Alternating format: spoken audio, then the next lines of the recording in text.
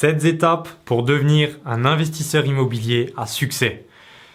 Vous êtes-vous déjà demandé combien de personnes en France investissent en immobilier? Ou plus précisément, combien d'investisseurs réalisent des opérations réellement rentables en immobilier? Dans cette vidéo, vous allez découvrir votre plan d'action en 7 étapes pour devenir un investisseur immobilier à succès et ne pas tomber dans les pièges des investissements non rentables qui vous feront tout simplement perdre votre argent. En effet, la plupart des gens en France investissent dans des opérations peu rentables comme des programmes neufs type Pinel, Cellier, tout ça, et puis d'autres types d'affaires, même si c'est pas des programmes d'investissement, des affaires dites clés en main. Donc vraiment très peu réalisent des opérations rentables et réellement autofinancées au minimum. Le nombre d'investisseurs efficaces qui savent vraiment comment gagner du gros argent en immobilier, il est vraiment minime. Alors voici comment devenir un investisseur immobilier à succès. On est parti.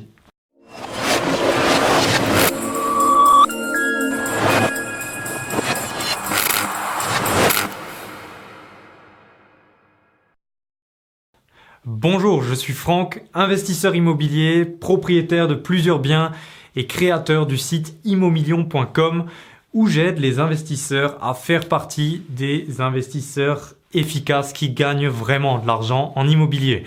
Avant de commencer, je vous invite comme d'habitude à vous abonner à la chaîne YouTube de Immomillion en cliquant sur le bouton rouge s'abonner juste en dessous de la vidéo.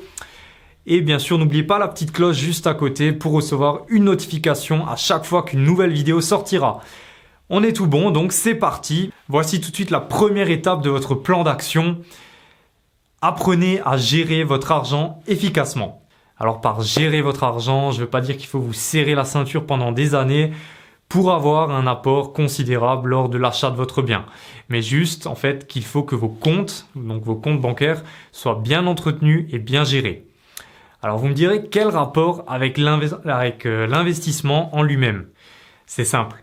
Comme vous le savez peut-être déjà, il est possible d'acheter des biens immobiliers sans apporter d'apport personnel. C'est donc vers les banques que vous devez vous tourner pour contracter un crédit immobilier afin de financer votre bien, les travaux et tous les frais. Donc si vous l'ignoriez, sachez que c'est quelque chose qui est tout à fait possible. Je l'ai moi-même fait pour tous les biens que je possède. Alors bien entendu, vous vous doutez bien que la banque ne voudra pas prêter son argent à n'importe qui dans de telles conditions. Il faut qu'elle soit assurée d'être remboursée sans problème. Et c'est pour cette raison que le banquier vous demandera vos 3 derniers relevés de compte afin d'analyser précisément comment vous gérez votre compte. Ce dernier vérifiera combien d'argent rentre, combien d'argent sort de votre compte, combien d'argent est épargné, comment il est épargné, quand il est épargné, etc. Enfin, vraiment, avec ces trois relevés de compte, il vérifiera tout ce qu'il veut vérifier, comment vous gérez vos comptes.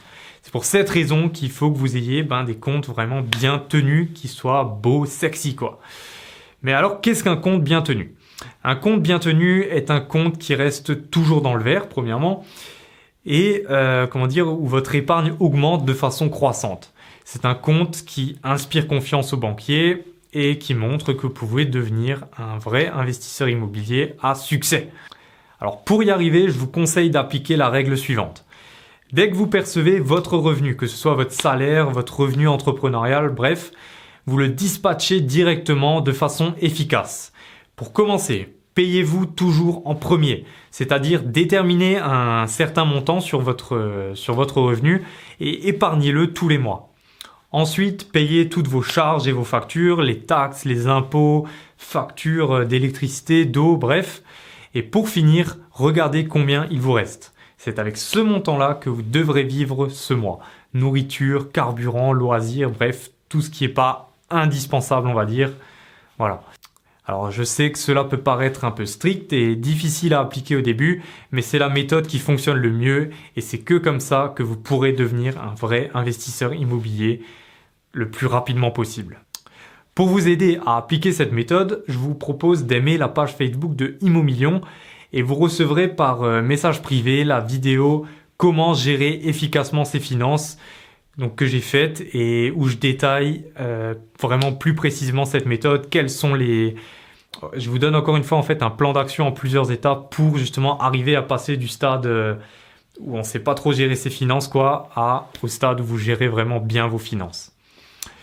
La deuxième étape de notre plan d'action, formez-vous. Donc, c'est sans doute l'une des étapes les plus importantes. C'est elle qui vous permettra de savoir où vous mettez les pieds et d'avancer plus vite et plus efficacement. Donc, il est vraiment primordial que vous vous formiez avant de passer à l'action. Certains penseront peut-être que c'est de l'argent perdu ou du temps perdu, mais c'est totalement faux. Le temps et l'argent que vous aurez investi pour votre formation, il sera largement rentabilisé quand vous aurez réalisé votre premier investissement immobilier. Vous aurez premièrement gagné du temps, car lors de votre formation, vous apprendrez des techniques pour raccourcir les délais, pour être plus efficace dans vos recherches, pour accélérer les travaux et bien d'autres choses, j'en suis sûr. Et deuxièmement, vous gagnerez également de l'argent, car imaginez que vous fassiez une toute petite erreur lors de l'achat de votre bien. Ou encore de la négociation ou de la mise en location donc de votre bien. Imaginez juste une marge d'erreur de 5% sur un bien à, 150 000 euros. Ça vaut 7 500 euros. Et je pense qu'avec 7 500 euros, le prix de votre formation est largement rentabilisé. Et encore là, je prends des exemples relativement bas. Imaginez juste que vous vous trompiez de 20% du prix de votre bien. Ça représente d'autres montants. Donc pour vous former, vous avez l'embarras du choix. Je vous conseille de lire des livres sur l'immobilier, le développement personnel, l'enrichissement, etc. Participez à des formations en ligne, des séminaires, des vidéoconférences. Regardez des vidéos en ligne sur YouTube, comme celle-là, d'ailleurs c'est très bien. Et lisez des articles, ou alors faites-vous coacher carrément. Il y a vraiment plein de façons de se former de nos jours. Alors sachez que la toute première étape de notre plan d'action qu'on a vu juste avant, qui est de gérer vos comptes, nécessite dans certains cas plusieurs mois. C'est logique, le temps de remettre vos comptes en bon état, puisque je vous rappelle que les banques vous demanderont vos 3 derniers relevés de compte mensuels. Alors pourquoi pas vous former pendant cette période de transformation de vos finances. Vous gagnerez encore une fois un temps précieux. Troisième étape, rechercher un bien. Voici l'étape, je dirais, la plus difficile. Alors, elle n'est pas compliquée en elle-même, mais malheureusement, beaucoup de personnes bloquent arriver à cette étape. Je comprends que c'est au moment de faire le grand saut que c'est le plus terrifiant, mais si vous voulez devenir vraiment un investisseur efficace et à succès, il va falloir surmonter vos peurs et vous jeter à l'eau. Écoutez, si vous attendez le moment parfait pour vous lancer, sachez que ce moment n'arrivera jamais. Vous ne serez jamais réellement prêt à vous lancer. Vraiment, le seul moyen de surmonter ce cap, c'est vraiment de passer à l'action. C'est toujours la première fois que c'est le plus dur et après, croyez-moi, ça va tout seul. Donc maintenant que vous avez toutes les cartes en main et que vous avez décidé de faire partie de ceux qui réussissent, il est temps vraiment de passer à l'action et de commencer à rechercher un bien pour réaliser votre première bonne affaire. Alors comme je l'ai déjà dit dans d'autres vidéos, recherchez des biens délabrés dans des états moyens ou des mauvais états qui nécessitent des travaux. Vous les achèterez à un meilleur prix et grâce aux travaux de rénovation, vous ajouterez une grosse plus-value et vous pourrez créer des biens haut de gamme. Alors je vous conseille de commencer par le site Le Bon Coin, que tout le monde connaît car tout simplement il recense 90% des annonces de vente immobilière. Lors de vos recherches, ne soyez pas trop vagues. Utilisez les filtres de l'outil de recherche en haut là dans Le Bon Coin pour affiner vos résultats et être plus efficace dans vos recherches tout simplement. Ouvrez toutes les annonces potentiellement intéressantes dans un nouvel onglet et une fois que vous avez fait les premières pages des résultats de recherche, n'allez pas trop loin. Faites le tour alors des annonces que vous avez retenues pour les examiner plus en détail. Alors encore une chose, ne recherchez pas un bien déjà rentable à tout prix. Ne vous focalisez pas que sur le prix de vente, mais surtout sur le bien lui-même. Donc sa situation, sa surface, comment il est agencé, l'immeuble dans lequel il se trouve, etc. Alors sachez aussi que le prix qui est affiché dans l'annonce n'est pas le prix auquel vous achèterez, puisque vous allez appliquer la prochaine étape de votre plan d'action qui viendra juste après. Une fois que vous aurez passé vos filtres sur les différentes annonces sélectionnées, il sera temps de prendre des rendez-vous pour visiter les différents biens. Alors pour ça, privilégiez toujours le téléphone. De cette façon, vous pourrez vous faire une idée d'à qui vous avez affaire, poser les premières questions et surtout gagner du temps qui est vraiment précieux dans votre prospection immobilière. Lors des visites que vous ferez, prenez des notes, des photos et demandez les documents du style dernier décompte de charges, montant de la taxe foncière, etc. qui vous permettront de calculer la rentabilité de votre bien, mais surtout le cash flow que vous pourrez espérer encaisser. Et surtout, n'oubliez pas de poser les bonnes questions pour avoir un maximum d'informations sur le vendeur et le bien. Ces informations-là que vous obtiendrez, elles sont réellement des armes pour votre prochaine étape dans le plan d'action, qui est négocier votre bien. Donc, 4e étape, si vous voulez devenir un investisseur immobilier à succès, retenez bien ça. Il faut que vous négociez vos biens. Une bonne affaire, ça ne s'achète pas, ça ne se trouve pas, ça se crée. Les biens que vous visiterez seront rarement rentables au prix qui est affiché. C'est pourquoi il va falloir faire baisser le prix de vente si vous voulez réaliser votre bonne affaire. Il va donc falloir négocier avec le vendeur. Alors si vous n'avez pas l'habitude de négocier ce que vous achetez par exemple dans la vie de tous les jours, sachez qu'en immobilier c'est quelque chose de très courant de négocier. Ne soyez donc pas gêné ou quoi que ce soit de demander un prix inférieur au vendeur ou tout simplement le prix qui vous intéresse. Donc afin de mettre toutes les chances de votre côté, il faut que vous ayez collecté un maximum d'informations avant d'entamer la négociation, comme je vous le disais juste avant. Alors les principales informations dont vous avez besoin sont, par exemple, depuis quand le vendeur est-il propriétaire ? Ça vous permettra de savoir si il est encore en train de rembourser un emprunt pour le bien. Et puis, si c'est le cas, il pourra peut-être pas baisser beaucoup son prix puisqu'il voudra rembourser son prêt avec le prix de la vente, quoi. Deuxième question à poser, c'est pourquoi est-ce qu'il vend son bien ? Ça vous permet de savoir tout simplement si le vendeur il est pressé de vendre. Donc dans le cas d'un divorce ou d'un déménagement à l'étranger par exemple, le vendeur il voudra vendre rapidement car il est pressé par le temps. Autre information, combien y a-t-il de vendeurs ? Cela vous permet de savoir si vous négociez avec une ou plusieurs personnes tout simplement. Et enfin, la 4e information, la 4e question que vous devez poser, y a-t-il déjà eu des offres d'achat et si oui, à quel prix ? C'est logique, ça vous permet de savoir à quel prix vous pouvez positionner votre offre. Donc une fois que vous aurez obtenu toutes ces informations, vous pourrez attaquer la négociation. Pour ce faire, faites en sorte que le vendeur vous propose un prix inférieur ou proposez-lui un prix inférieur tout simplement. S'il refuse, demandez-lui à quel prix il est prêt à vendre et ensuite négociez encore une fois sur ce prix. Enfin bref, il y a différentes techniques de négociation, mais ce qu'il faut savoir, c'est qu'une négociation, c'est une discussion où l'une personne après l'autre prend la parole. Donc ne laissez pas le vendeur se braquer et refermer la discussion. Restez toujours ouvert et soyez prêt à ajuster vos offres en fonction des réactions qu'aura le vendeur. Mais bien sûr, tout en restant dans la limite de prix que vous êtes fixé pour rester rentable. Parce que vous, ce que vous voulez, c'est faire la bonne affaire, quoi. Sachez aussi qu'il n'y a pas que le prix que vous pouvez négocier, bien sûr.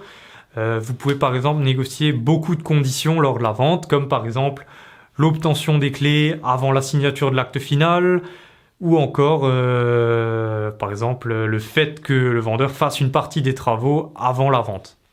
On arrive à la 5e étape, obtenez votre financement. Donc vous avez maintenant trouvé votre bien au bon prix, vous êtes sur la bonne voie pour devenir un investisseur immobilier à succès, mais il reste une étape capitale si vous voulez réussir, quoi.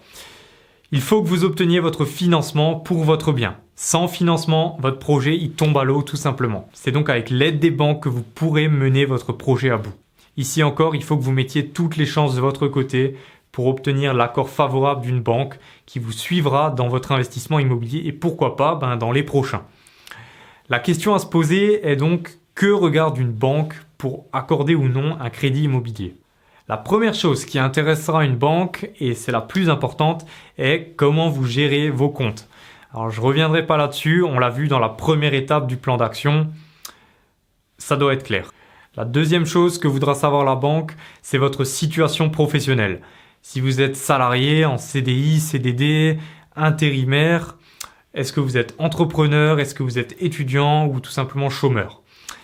Alors vous doutez bien que, je vous le cache pas, il sera bien plus compliqué d'obtenir un prêt immobilier si vous êtes étudiant ou chômeur que si vous êtes salarié en CDI. Bien que ce soit pas impossible pour autant en étant étudiant par exemple, mais je vous cacherai pas que la situation vraiment idéale pour obtenir votre emprunt, c'est quand même le CDI. Alors le niveau de revenu, contrairement à ce que vous pouvez penser, ça n'intéresse qu'assez peu la banque. Si vous faites des opérations autofinancées, bien sûr, toujours, hein. Mais en gros, votre situation professionnelle, elle est beaucoup plus importante. Par exemple, une banque donnera beaucoup mieux un crédit pour un salarié en CDI qui a un revenu mensuel de, 1300 euros qu'à un entrepreneur avec un revenu de 5000 euros. Tout simplement parce que le CDI, pour eux, c'est beaucoup plus stable et ça leur assure la stabilité dans votre situation, quoi. Tout ce que les banques veulent, c'est d'être sûrs de revoir leur argent. Donc, il n'y a pas de secret, il suffit de les rassurer au maximum. Une autre chose que vous devez absolument savoir, c'est que l'objectif principal des banques, c'est pas de vendre des crédits immobiliers, surtout avec les taux actuels. Un banquier, il aura beaucoup plus d'intérêt à vous vendre un produit de placement du type PEL ou assurance vie, ou encore si vous placez vos salaires, vos revenus chez lui. C'est pourquoi, en fait, je vous déconseille d'aller voir votre banque en premier ou tout simplement d'aller la voir, quoi. Comme, en fait, vous disposez déjà de tous ces produits, assurance vie, PEL dans votre banque et qu'il y a aussi vos revenus déjà dans votre banque, elle n'aura pas beaucoup d'intérêt à vous faire un crédit immobilier. En fait, voyez le crédit immobilier comme un moyen pour les banques d'attirer des nouveaux clients chez eux, quoi. Alors pour finir, sachez que vous avez aussi la possibilité de faire appel à un courtier en crédit qui, comme vous le savez peut-être, il comparera plusieurs banques partenaires pour vous. Donc bien entendu, vous pouvez aussi allier les deux méthodes et d'ailleurs je vous le conseille en sollicitant d'un côté un courtier et de l'autre côté en faisant le tour des banques vous-même.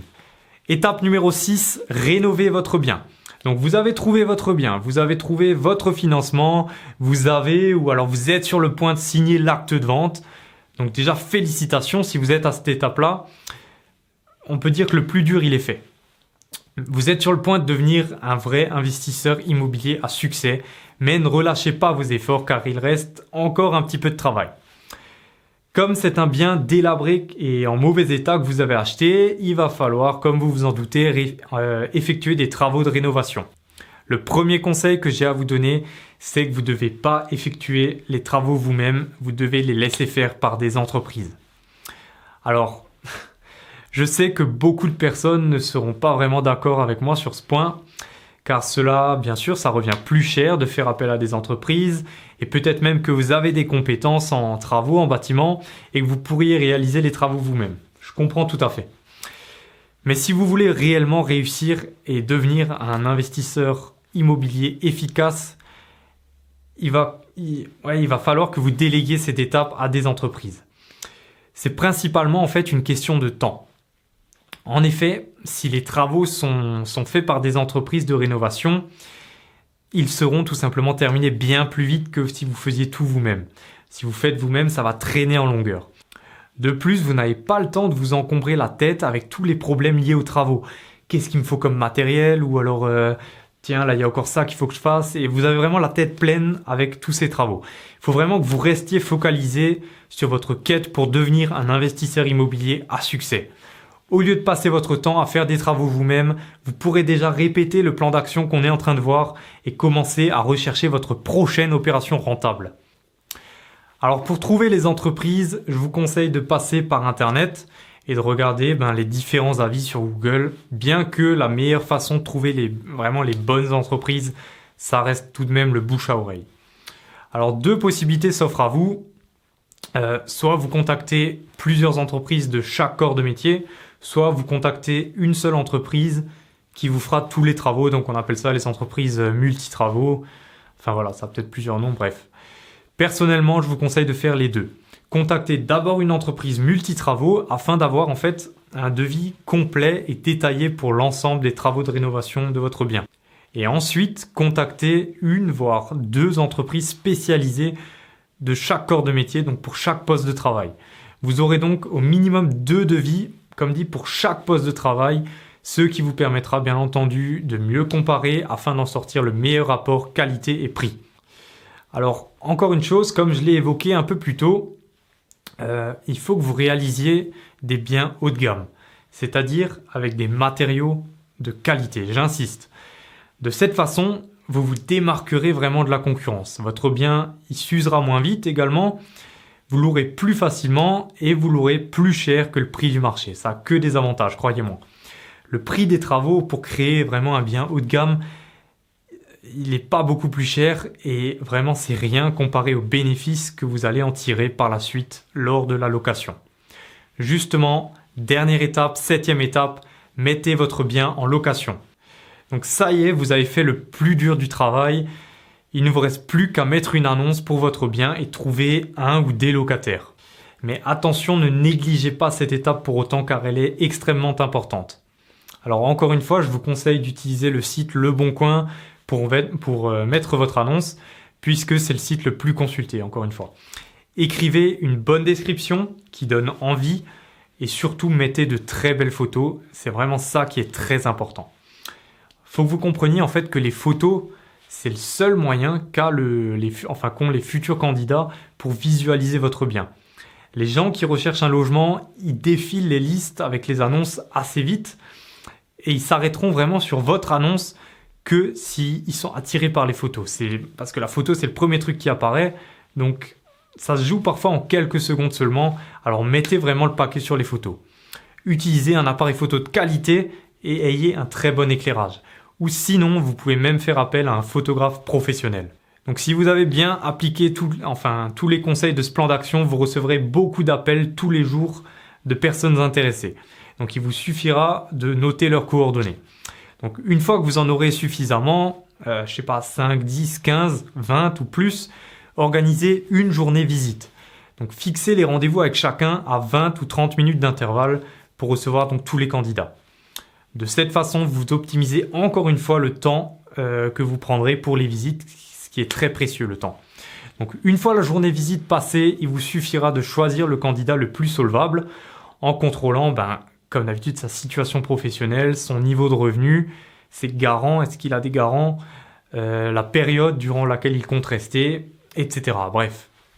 Alors, une deuxième option, ça consiste tout simplement à déléguer tout ce travail de recherche et de gestion de locataires à une agence immobilière. Bien sûr, ça a un certain coût, mais vous y gagnerez à nouveau un temps précieux. Donc c'est à vous de voir en fonction de votre situation personnelle et surtout géographique. Donc voilà, vous avez maintenant votre plan d'action complet en 7 étapes pour devenir un investisseur immobilier efficace. En appliquant minutieusement ces étapes, vous êtes assuré de réussir dans votre quête. Il vous suffira ensuite de répéter ces opérations encore et encore pour faire grossir votre patrimoine et atteindre vos objectifs d'indépendance financière ou de sécurité financière par exemple. Donc voilà, j'espère que cette vidéo vous a plu. N'hésitez pas à donner votre avis dans les commentaires et à me dire où vous en êtes dans votre quête d'investisseur efficace. Je me ferai également un plaisir de répondre à toutes vos questions, alors surtout n'hésitez pas. N'oubliez pas également de mettre un j'aime si la vidéo vous a plu, de la partager un maximum. Et encore une fois, je vous le rappelle de vous abonner à la chaîne YouTube de Immomillion pour ne louper aucun de mes conseils. Désormais, si vous voulez aller plus loin dans l'investissement immobilier, si vous voulez obtenir beaucoup plus de conseils, je vais dire en investissement immobilier, je vous propose de vous inscrire à ma formation offerte. Donc c'est une formation vidéo qui dure 2 heures environ. Vous allez recevoir plusieurs emails tous les jours et nous verrons notamment comment définir votre objectif d'investissement, comment négocier les biens, négocier avec la banque, comment obtenir votre emprunt à coup sûr.